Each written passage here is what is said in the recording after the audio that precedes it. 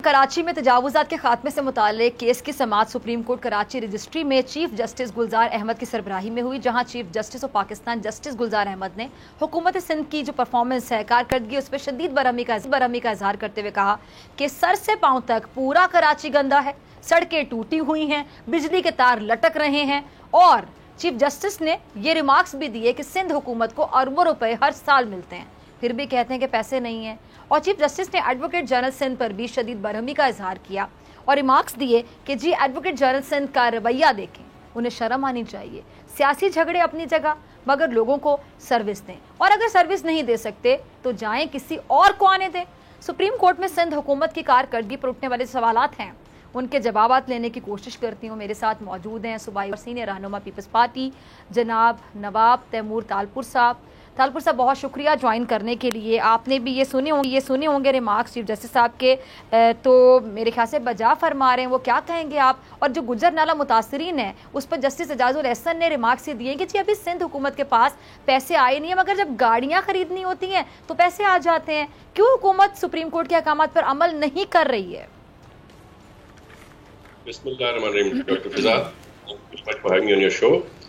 देखिए, गाड़ियों की जहाँ तक बात है, चीफ जस्टिस साहब ने जो जिक्र किया, तो गाड़ियों की परचेज पर तो सिंध हुकूमत ने बड़े अरसे से बैन लगा हुआ है। तकरीबन 7-8 साल तो कम से कम हो गए होंगे हमने नई गाड़ियाँ परचेज नहीं की हैं। एम्बुलेंस वगैरह की ज़रूरत होती है तो वो स्पेशल परमिशन कैबिनेट से लेते हैं, उसके दर्ज टोटल बैन।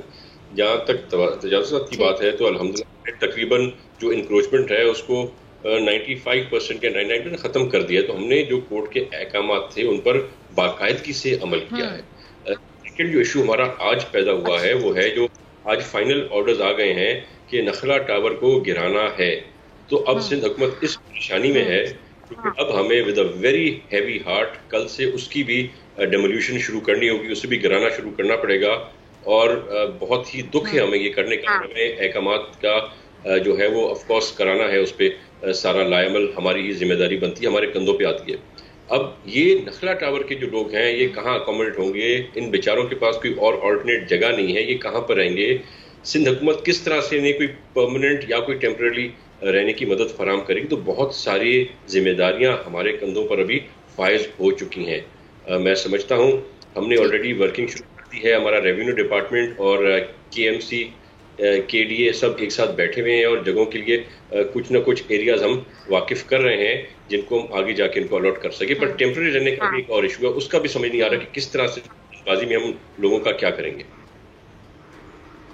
ठीक है। अच्छा तैमूर साहब, अटॉर्नी जनरल पाकिस्तान ने कहा है कि गुजर नाला मुतासरीन की जो बहाली है उसके लिए सिंध हुकूमत के पास ज़मीन भी मौजूद है, और ज़मीन मौजूद है तो उसकी नीलामी भी हो सकती है, और वफाकी और सूबाई हुकूमत को मिल बैठकर मसला हल करना होगा। अटॉर्नी जनरल पाकिस्तान ने जो हल बताया है, इस हल को कैसे देखते हैं, क्या कहेंगे आप?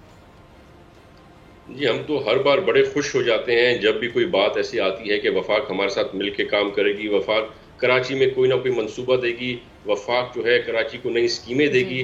पर बड़े अफसोस के साथ ये सिर्फ और सिर्फ महदूद होते हैं ऐलानात तक। उन ऐलानों में से किसी भी एक पर हमने अमल होते हुए नहीं देखा है। तो अफसोस के साथ मुझे दुख है इस बात का, पर खुशी है कि एक अच्छी बात अटॉर्नी जनरल ने की है कि वफाक हमारे साथ काम करना चाहती है। पर I just hope and pray कि ये सिर्फ उनके पुराने झूठे रिमार्क्स की तरह कोई एक बात ना हो, इस पे कुछ अमल दरामद भी कराना चाहिए अपनी बातों पर और अपने फैसलों पर। ठीक है। अच्छा, वैसे जब भी सिंध हुकूमत में किसी से बात होती है, जैसे आपसे होती है, किसी और सूबाई वजीर से होती है, किसी से भी होती है, तो ज़्यादातर ये मौक़िफ़ सामने आता है कि वफाक से आप लोगों को बहुत ज़्यादा गिले होते हैं। आप कहते हैं वफाक हमारे साथ बात चलने के लिए तैयार नहीं है, हमसे बात करने के लिए तैयार नहीं। वफाक की तरफ से किसी की अगर बात सुनी जाए तो बिल्कुल इंटायरली डिफरेंट स्टोरी सामने आती है। तो इसी गुत्थी को सुलझाने की एंकर्स भी बेचारे कोशिश करते रहते हैं। तमाम सहाफ़ी भी आप लोगों से सवाल पूछते हैं, उनसे सवाल पूछते हैं, आपका जवाब क्या आता है, उन लोगों का जवाब क्या आता है। तो सर ये तो तालपुर से बड़ा आसान नहीं, इस तरह हुकूमत वो भी करते जा रहे हैं, वफाक में आप लोग भी सिंध में करते जा रहे हैं, आप मलबा उन पर डाल देते हैं, वो लोग मलबा आप पर डाल देते हैं, तो फिर हल तो इस तरह कभी भी नहीं निकलेगा। क्या कहते हैं आप? इस तरह पे न्यूट्रल बन के जरा जवाब दीजिएगा। भूल जाएं कि आप सूबे को रिप्रेजेंट कर रहे हैं, वो वफाक को कर रहे हैं। मतलब एज ए न्यूट्रल पर्सन आप कैसे देखते हैं पूरी सिचुएशन को? ये तो लड़ाई होती चली जाएगी, मसले का हल ही नहीं निकलेगा कभी भी। मैं जो बात कहूँगा वो मुतनज़्ज़े होगी, जो बात PTI कहेगी उस पर भी किसी को भरोसा नहीं आएगा। तो मेरे ख्याल से आप जैसे एक न्यूट्रल एंकर का काम है कि आप देखें और आप बताएं कि हम झूठ बोल रहे हैं या वफाक झूठ बोल रही है।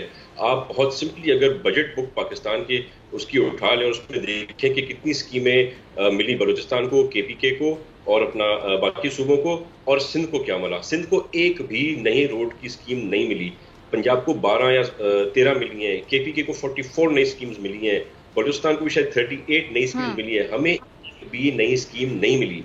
तो जो हमें काम करना है, अब हमें करना है अपने एनएफसी अवार्ड से, और आपको पता है, किताबों में हाजिर है कि एनएफसी अवार्ड भी हमें पूरा नहीं दिया जा रहा पिछले 3 साल से। हम फिर भी काम करें। आज जो आप देखती हैं कराची में डेवलपमेंट्स हो रही हैं, हम रास्ते बना रहे हैं, हम रोड्स बना रहे हैं, हम अस्पताल बना रहे हैं, तो अब तो मेजॉरिटी चीजें सारी में मजबूरन पब्लिक प्राइवेट पार्टनरशिप में करने जा रहे हैं। तो ये सारी चीजें आवाम के सामने। इसी वजह से डॉक्टर साहब आपने देखा कि कराची में जो जीती हुई सीट थी पीटीआई की, जब फैसल वाडा ने वो सीट छोड़ी तो उनको नहीं मिली, ना वो नंबर 2 पे आए, ना वो नंबर 3 पे, वो 5वें नंबर पे आए पीटीआई, और पहले नंबर पे पाकिस्तान पीपल्स पार्टी आई। ये वो हेट्रेड है, ये वो गुस्सा है कराची का, सिंध के लोगों का, पाकिस्तान का। आप देखें तो 14 इलेक्शंस हुई हैं, पहली बार हिस्ट्री में है पाकिस्तान की कि जो वफाकी हुकूमत है वो 14 में से 12 सीटें हारती है। तो इनकी नाकिस पॉलिसीज, इनकी करप्शन की वजह से आज ये हालात वो फेस कर रहे हैं।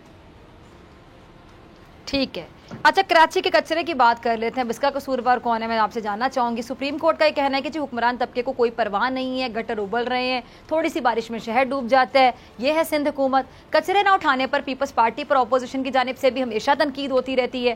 तो आखिर मसला क्या है? सिंध हुकूमत क्यों अब तक कोई सिस्टम ऐसा नहीं बना सकी जिससे चले कचरा ही उठा लिया जाए, मतलब कचरा भी ना उठाया जाए?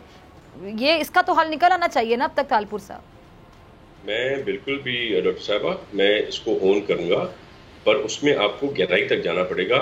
जहां पर एडमिनिस्ट्रेटर केडीए का था तो उस पर हमारा इतना ही अमल दखल था कि हम उनको उनके जो फंड्स थे टाइमली देते थे। जहां तक किसी और डीएमसी की बात थी तो उस डीएमसी में हम महदूद थे उनको फंड्स देने तक। अब हमें मौका मिला है, एडमिनिस्ट्रेटर पाकिस्तान पीपल्स पार्टी ने अपने अपॉइंट किए हैं, और आज भी हालांकि थोड़ा सा ही वक्त हुआ है, लोगों में एक खुशी है, एक बेहतरी आई है। जो बेहतरी लोग कहते थे हम 5 साल में और 4 साल में और 10 साल में लाएंगे, हम हफ्तों और महीनों के अंदर वो बेहतरी ला रहे हैं। आप देखेंगी within next 3 to 6 months it will be very visible on the roads of Karachi. ठीक है, अच्छा वज़ीर आला सिंध कह रहे ने जो सिंध के माली साल 2021-22 का बजट पेश किया था तालपुर साहब, वो तो 1477 अरब से ज़ायद का बजट था, ऐसा ही है। लेकिन जो एडवोकेट जनरल सिंध हैं वो ये कह रहे हैं कि पैसे ही नहीं है, विफाक का इंतजार है। क्यों तालपुर साहब, ये बात समझ नहीं आ रही, भी जरा समझा दीजिएगा। नॉट एट ऑल, मेरे ख्याल से ये जरा आपको समझने में शायद थोड़ा दिक्कत हुई है। हमने कभी नहीं कहा कि हमारे पास पैसे नहीं है, हम हमेशा ये कहते हैं कि हमारा जो ड्यू शेयर है वो हमें नहीं मिल रहा। जो 3 साल से हमारी कटौती हो रही है एनएफसी की, वो हमें नहीं मिल रही। जो हमें फिगर मिलने चाहिए वो क्यों कट रहे हैं, और जो वफाक जिस तरह से ये आज ही कहा है तालपुर साहब, उन्होंने एडवोकेट जनरल सिंध ने ये कहा है कि पैसे नहीं हैं, क्लियरली बोला है। बिल्कुल जी, हमारी जो बजट बुक्स बनती हैं उसमें स्कीम्स डालते हैं, हर चीज लाते हैं, वो उन पैसों की बात कर रहे हैं जो हमारा शेयर हमें नहीं मिल रहा। ना कि सिर्फ इस साल का, पिछले साल का, पर उससे भी पिछले साल का। 3 साल से हमारे जो पैसे हैं वो खाए जा रहे हैं, उनको लूटा जा रहा है, हमें अपना शेयर नहीं मिल रहा है। और उसके साथ साथ मैंने जैसे आपको जिक्र किया कि सारे वो कहते हैं जी कि मुतासिरीन को पैसे देने के लिए हमारे पास पैसे नहीं हैं, ये उन्होंने कोर्ट में बोला है। तो मतलब पैसे नहीं हैं, आप कह रहे हैं कि सुनने में समझने में प्रॉब्लम आया होगा, वो ये कह रहे हैं कि हमारे पास पैसे ही नहीं मुतासिरीन को देने के लिए। मैं बड़ा क्लियरली आपको बता रहा हूँ कि जिन फेजेस में पैसे हैं वहां पर रखे हुए हैं, जहां पर हमने कोई स्कीम्स रखी हैं वहां पैसे हमने रखे हुए हैं, पर कोई नई चीज, कोई नया प्रोजेक्ट आता है तो उसके लिए अभी हमारे पास पैसे नहीं हैं। और शिकायत यही रहती है कि हमारा हिस्सा, सिंध का हिस्सा सिंध को मिलना चाहिए। और जिस तरह से वफाक हर सूबे को स्कीमें देता है, उसे सिंध के सूबे को भी स्कीमें देनी चाहिए। सिंध का कसूर क्या है, वोट नहीं किया। ठीक है जी, ठीक है तालपुर साहब, बहुत शुक्रिया। सब्सक्राइब करें और बेल दबाएं ताकि कोई खबर रह न जाए।